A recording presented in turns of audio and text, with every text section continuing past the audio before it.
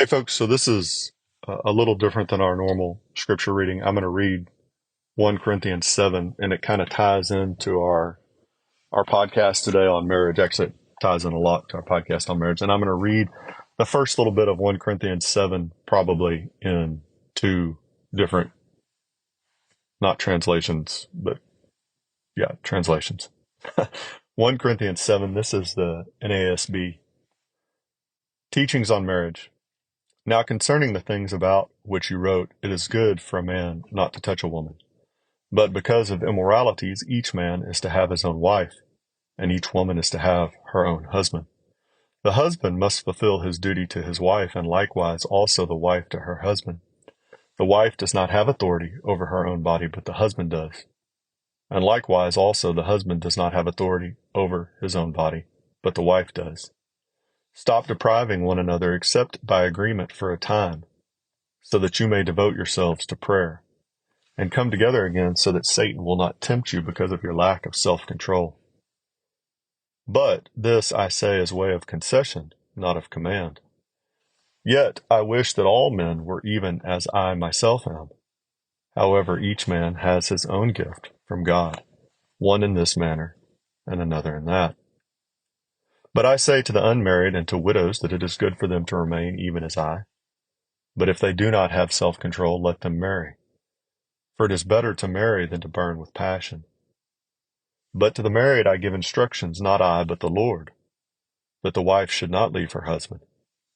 But if she does leave, she must remain unmarried or else be reconciled to her husband, and that the husband should not divorce his wife.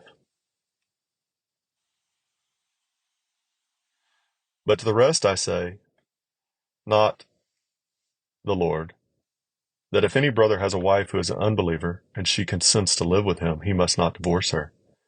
And a woman who has an unbelieving husband, and he consents to live with her, she must not send her husband away.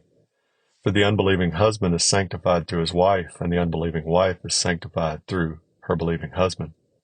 For otherwise your children are unclean, but now they are holy.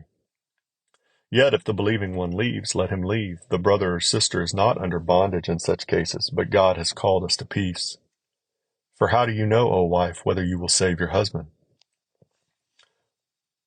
Or how do you know, O husband, whether you will save your wife? And then we'll read the CEV, at least the first few verses. Questions about marriage. Now I will answer the questions you ask in your letter. You ask, is it best for people not to marry? Well, having your own husband or wife should keep you from doing something immoral. Husbands and wives should be fair with each other about having sex.